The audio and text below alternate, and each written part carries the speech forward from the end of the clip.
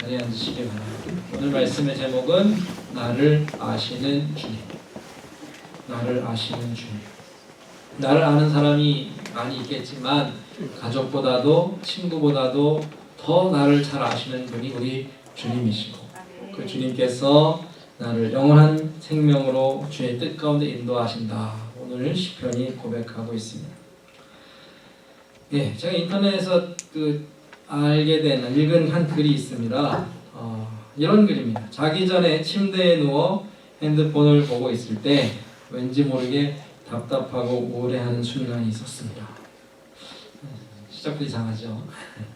인터넷 수많은 사람들의 이야기, 저 별의별 사람들 속에 내가 별것 아닌 사람이 돼버리는 기분이 들 때, 또 하물며 수많은 지인, 친구들 사이 속에 외로움을 느낄 때가 있습니다.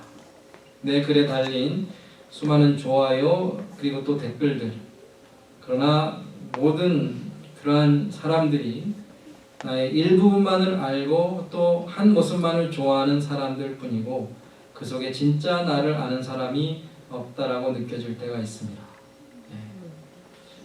그런 이야기입니다. 수많은 사람들을 만나고 지금은 기계, 또 기술이 좋아져서 한국에 있는 사람들하고도 자주 연락하지만 정말 그 사람들이 나를 알까? 내 마음을 이해할까? 내 지금 감정과 내 고통을 정말 알아줄까? 그런 생각이 들 때가 있죠. 요즘 사람들이 외로움을 많이 느낀다 그래요. 아마도 정말 이런 진짜 친구, 진실한 관계에 목말라 있기 때문은 아닌가, 그런 생각이 들죠. 왜냐하면 이 관계라는 것은 서로를 아는 데서 출발하기 때문입니다. 다시 말하면 나와 아주 가까운 사람은 나를 더 많이 알겠죠. 그리고 나를 정말 잘 아는 사람이 나와 가까운 사람들, 가족들, 아니면 남편, 아내, 친구들, 늘 만나고 늘상 나를 도와주는 사람들이 나와 친밀한 관계에 있는 그런 사람들인데, 그런 사람들은 내 목소리만 듣고도, 내 표정만 보고도 내 마음이 어떤지 아는 사람들이 아닐까요? 그러나 정말 그럼에도 불구하고 정말 이 사람들이 나를 알까? 그런 의심이 들 때가 있죠. 그러면 외롭습니다. 나를 좀 잘 아는 사람들하고 있으면 편안하고 그래서 보호받고 이해받는 기분이 드는데, 잘 모르는 사람들하고 있으면 어때요? 뭔가 조심해야 될 것 같고, 내 표정이나 내 말 한마디까지도 사람들에게 어떻게 보여질까 신경 쓰게 되고, 격식과 예의를 차려야 하는 그러한 관계 안에는 불편함이 있고 어색함이 있을 수 있습니다. 누구와 함께 있고 싶으세요? 나를 잘 알고 나를 알아주는 친구들, 가족들하고 있을 때 좀 쉼이 있지 않습니까? 그런데 다윗은 그 많은 관계 가운데 특별히 하나님께서, 누가요? 우리 하나님께서, 주님께서 나를 가장 잘 아신다, 그렇게 말씀하고 있어요.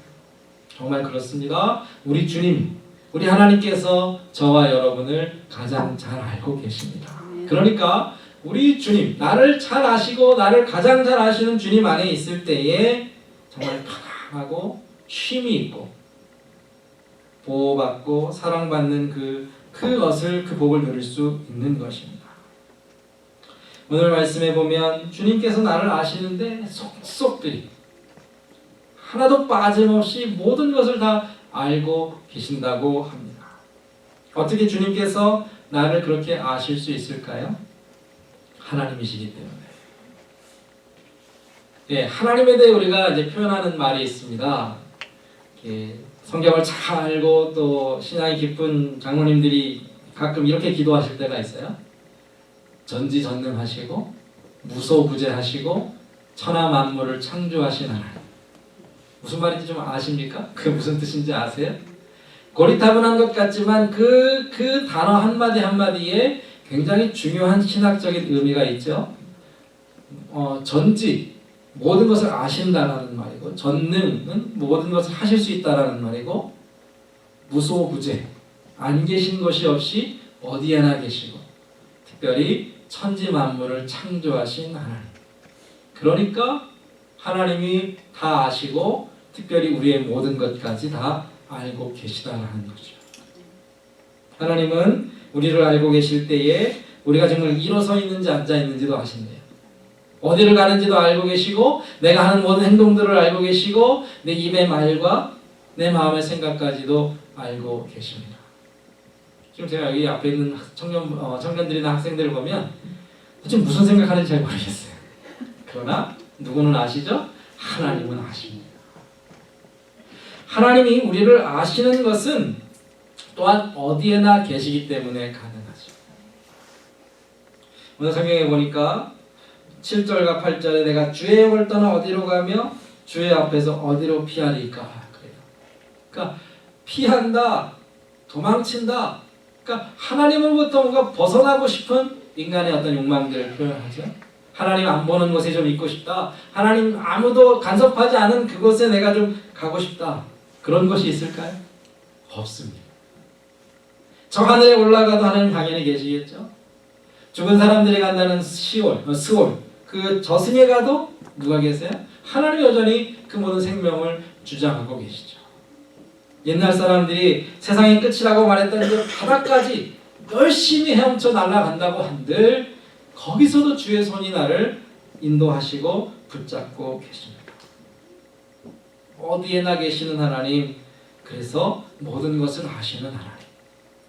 요나 이야기를 아십니까? 요나가 하나님의 명령을 피해서 도망칩니다. 하나님과 정반대로 달려갑니다. 그래서 다시스로 가는 배를 타고 배 밑창에 깜깜한 곳에 가서 이제는 하나님이 나를 못 보시겠지. 그런데 하나님이 모르셨나요? 아셨습니다. 배 밑에 자고 있는 요나를 발견하셨고 물고기 뱃속에 그 캄캄한 곳에 들어가 있는 요나도 보셨다는 겁니다. 가끔 우리가 참 어리석은 생각을 할 때가 있어요.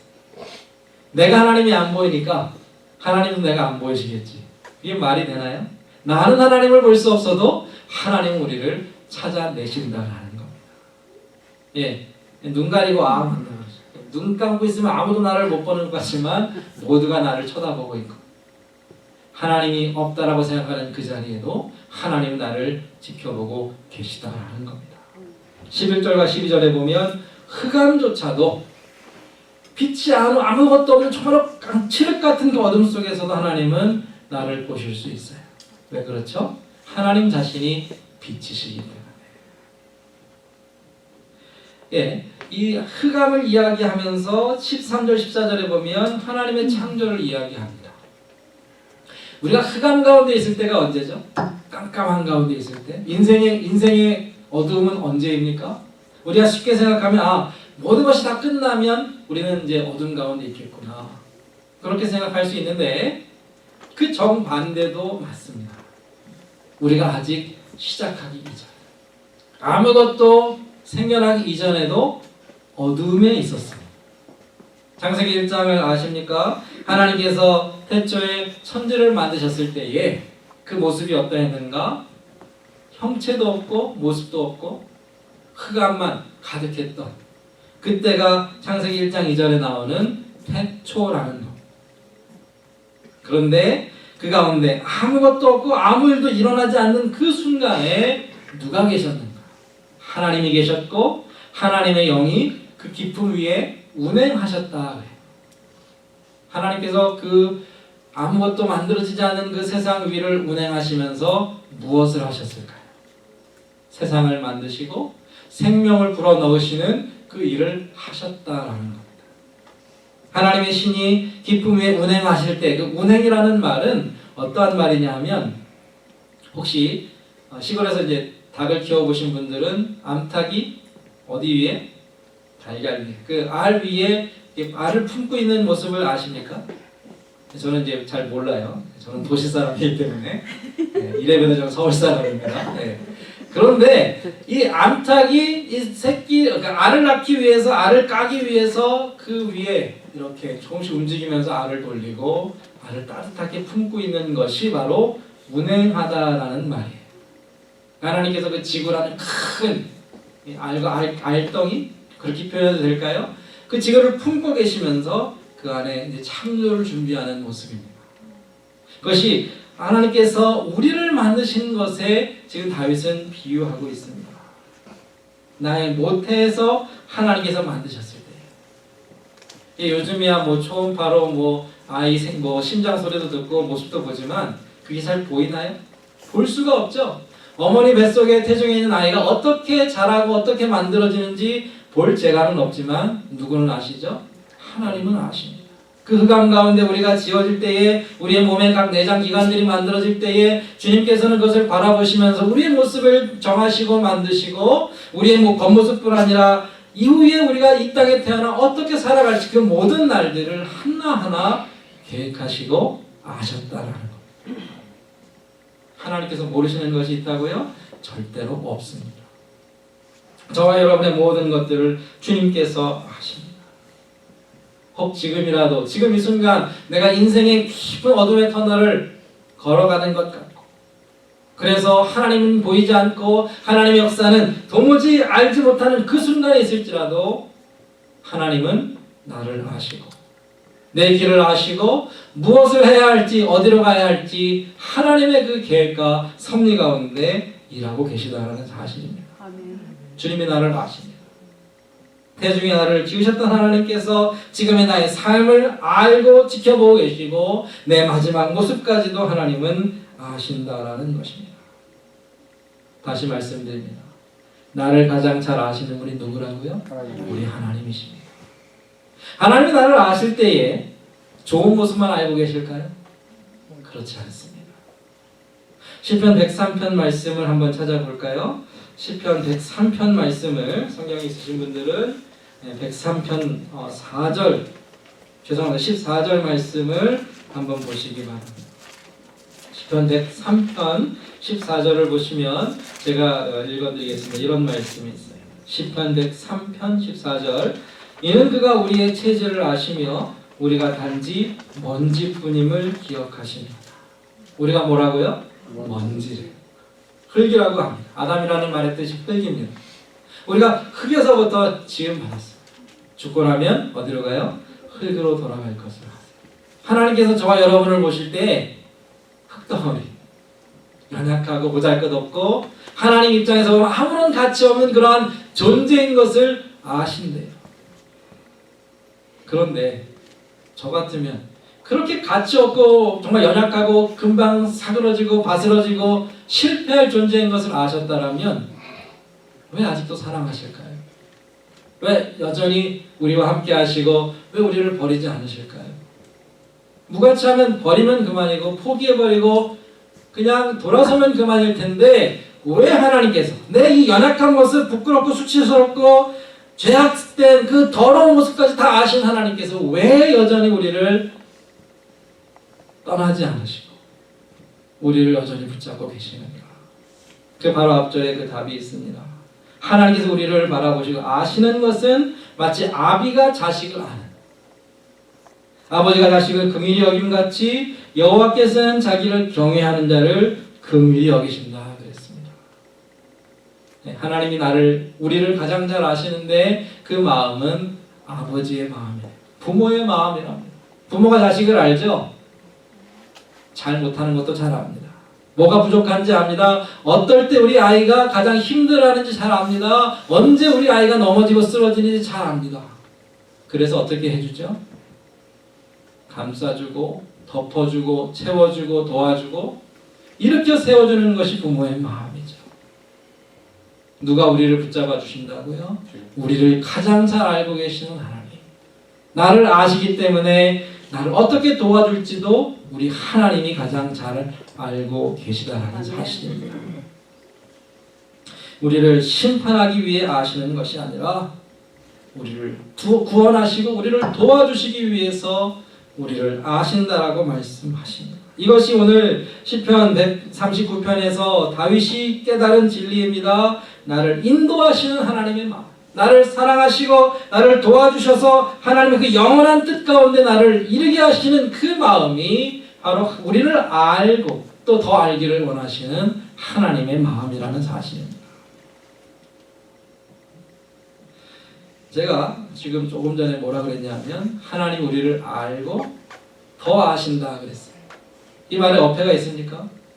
제가 이 말씀 때문에 참 고민이 많아서 이 오늘 본문에 보니까 139편 1절의 시작이 이렇습니다. 여호와여 주께서 나를 살펴보셨으므로 나를 아시나이다 그랬어요. 살펴보셔서 아신대요. 원래 하나님은 처음부터 다 알고 계시잖아요. 굳이 살펴보실 필요가 있습니까? 조사하고 검사해보고 시험해보실 필요가 있으십니까? 출발부터 시작부터 안에 모든 것이 있기 전부터 다 아시는 전지전능하신 하나님이십니다. 그런데 왜 하나님께서 여전히 더 알고 싶어 하시고 여전히 더 알기 위해 우리를 시험하시고 우리의 마음을 살피실까요? 성경은 오늘 본문은 하나님께서 우리를 아시는 두 가지 다른 차원을 설명하고 있는데, 하나는 이 세상의 모든 사람들을 아시는 것처럼, 그죠? 하나님께서 이 땅에 존재하는 모든 사람들을 아시는 것처럼 우리를 아십니다. 하나님의 신적인 능력이죠. 그런데 이 땅에 살아가는 많은 사람들 중에 하나님께서 특별히 더 아시는 사람이 있고 하나님과 특별히 더 가까운 관계에 있는 사람들이 있을까요? 네, 우리들이죠.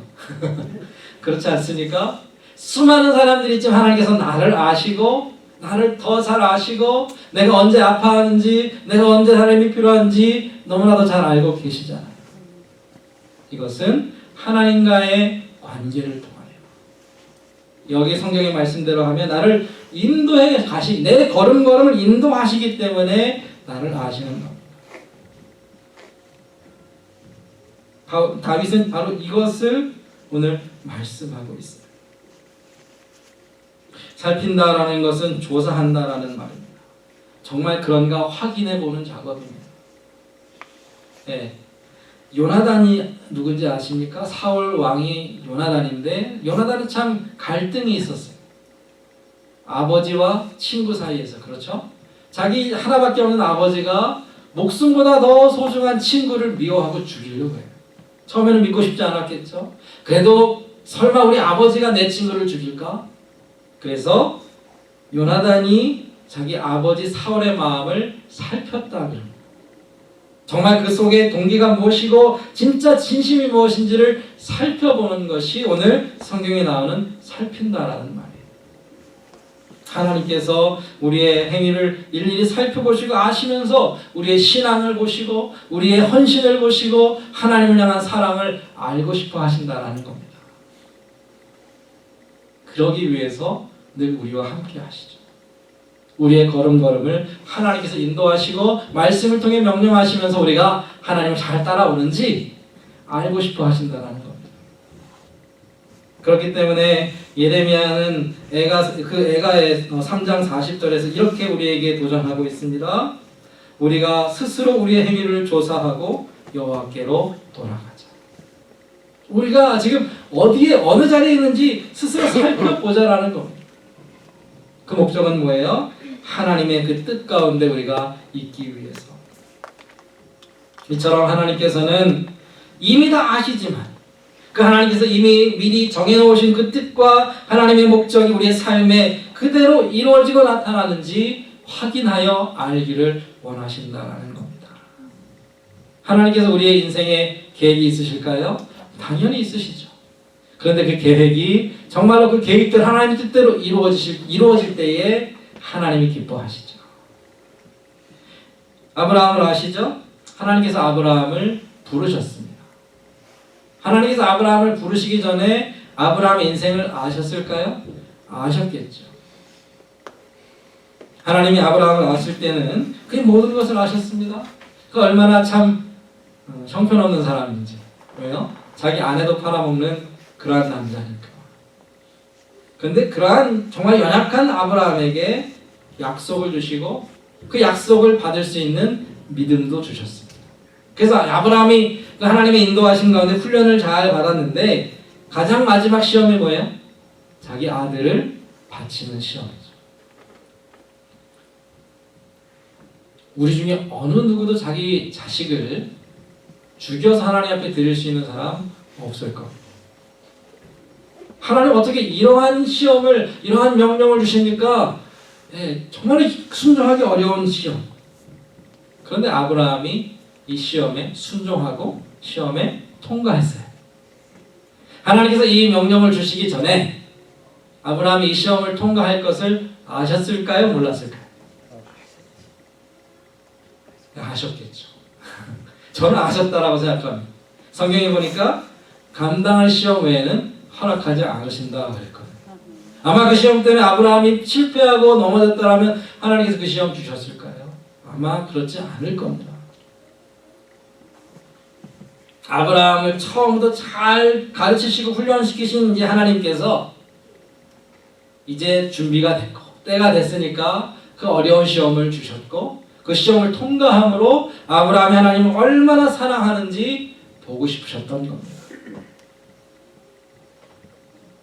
그런데 여기서 재미있는 말씀이 있습니다. 창세기 22장 12절에 하나님께서 아브라함에게 이렇게 말씀하셨습니다.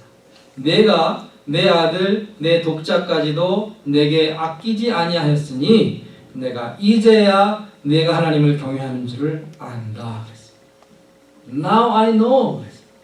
내가 이제야 내가 나를 얼마나 경외하고 사랑하는지 알았다라고 말씀하세요. 이 말이 무슨 뜻일까요? 하나님께서 아브라함의 마음을 확인하시는 순간입니다. 모든 것을 아시지만 정말로 이제는 아브라함이 하나님 앞에서 하나님을 사랑하는 그 신앙을 보여드렸습니다. 하나님의 그 마음 속에, 하나님의 그 생각 속에, 하나님의 그 신적인 능력과 지혜 속에 있었던 아브라함의 신앙이 이제는 구체적으로 현실이 된 것이죠. 하나님 얼마나 기뻐하셨을까요? 아브라함의 신앙을 하나님께서 이제 무엇으로 말씀하시는데요? 이 아브라함은 나를 위해 그 사랑하는 독자도 아끼지 않고 바칠 수 있는 사람이다. 이제 대답이 있잖아요. 하나님께서 자신 있게 말씀하실 정말로 그 증거가 있지 않습니까? 사랑하는 성도 여러분, 하나님께서 우리의 신앙을 아십니다.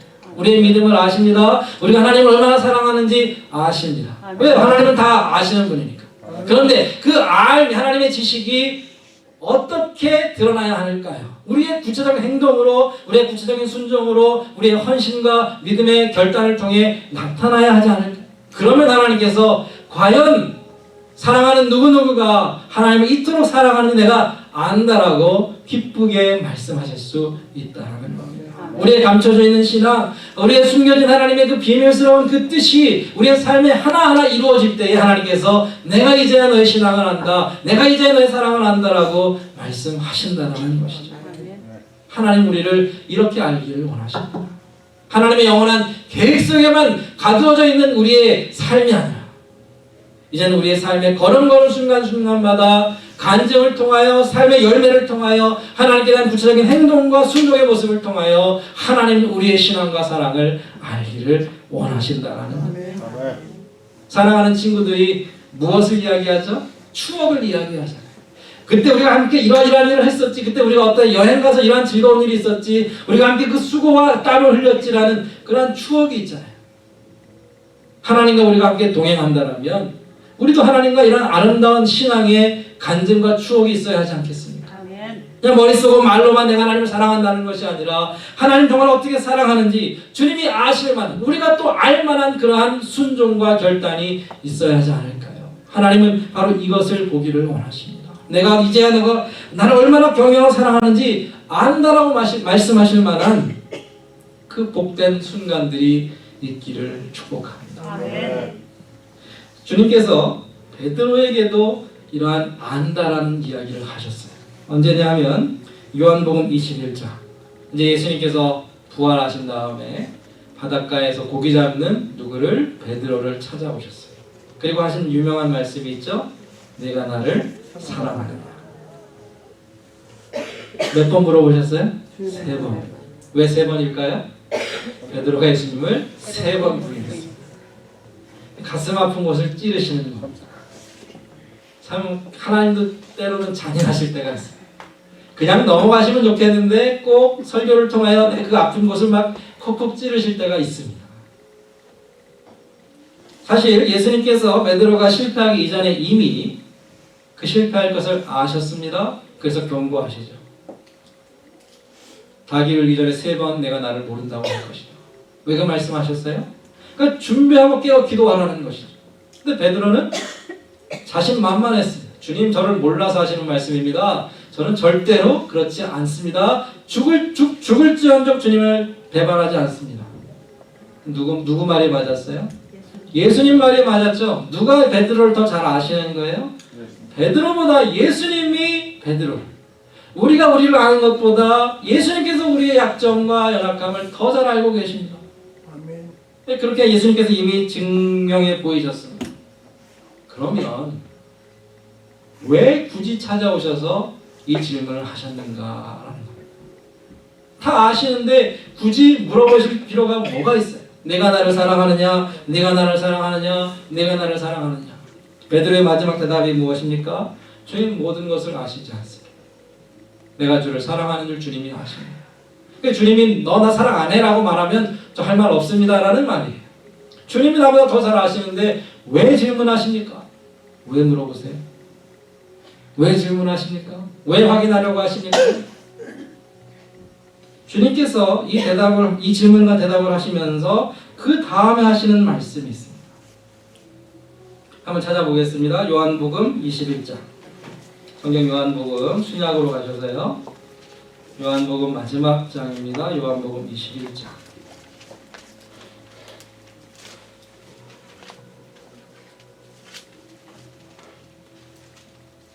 요한복음 21장 18절 19절을 제가 읽겠습니다. 내가 진실로 진실로 내게 이르노니 내가 젊어서는 스스로 띠띠고 원하는 곳으로 다녔거니와 늙어서는 내 팔을 벌리리니 남이 내게 띠띠우고 원하지 아니하는 곳으로 데려가리라. 이 말씀을 하심은 베드로가 어떠한 죽음으로 하나님께 영광을 돌릴 것을 가리키심이로라. 이 말씀을 하시고 베드로에게 이르시되 나를 따르라. 네가 나를 사랑하느냐? 베드로가 주님께 말씀합니다. 주님 더 사랑하십니다. 주님 뭐라 그래요? 너는 나를 따르라. 내 양을 먹이라. 내 양을 치라. 나는 네가 나를 사랑하는 줄 안다. 비록 지금은 네가 실패하고 나를 배반하고 주저앉아 있지만 이것이 끝이 아닌 것을 안다. 이제 이후로는 네가 나를 위하여 내 양을 먹일 것이고 네가 나를 따라 나를 위해 섬길 것이고 마지막에는 궁극적으로는 나를 위해 목숨까지도 바칠 줄을 안다 그러셨어요. 베드로는 몰랐습니다. 베드로는 예수님을 배반하고 실패한 그것이 끝인 줄 알았습니다. 그런데 주님은 베드로의 과거에 실패도 하셨고 현재 연약함도 하셨지만 앞으로 이후에 어떠한 영광스러운 승리를 통하여 하나님을 섬길지도 아셨다라는 겁니다. 이 뒷부분, 이 마지막 부분, 이 미래의 부분 숨겨진 것은 우리는 몰라요. 누구는 아실까요? 우리 하나님이 아십니다. 혹 우리가 과거의 실패 때문에 주저앉아 있거나 지금의 어쩔 수 없는 연약함 때문에 고민하면서 괴로워하고 있다 할지라도 이후에 우리의 모습이 어떠할지는 오직 하나님이 알고 계시고 하나님께서 우리에게 주신 그 계획과 뜻은 영광스러운 승리라는 사실이죠. 주님을 정말로 사랑하되 죽기까지 주님을 사랑하는 우리의 신앙을 주님께서 알고 계십니다. 아멘. 말씀을 통하여 우리에게 주시는 하나님의 위로가 바로 여기에 있습니다. 우리는 우리 자신을 안다라고 말합니다. 그래 나는 안되라고 스스로 결정해버립니다. 나는 이게 내 최선이다라고 스스로 제안할 수 있습니다. 그러나 우리가 우리를 아는 것보다 주님께서 우리를 아시는 것이 더 정확하고 그것이 더 크고 영광스러운 것을 우리는 기억해야 합니다. 오늘 말씀을 정리할 때에 우리가 정말로 기억해야 할 사실이 있다면 하나님이 나를 가장 잘 알고 계실 겁니다. 하나님께서 나를 정말로 지금도 날마다 개인적으로 친밀하게 알기를 원하시고 하나님 정말로 알고자 하시는 것은 하나님의 계획과 뜻 가운데 우리가 그대로 살아드리는 우리의 순종과 헌신과 하나님을 향한 사랑을 보기를 알기를 원하신다는 사실입니다.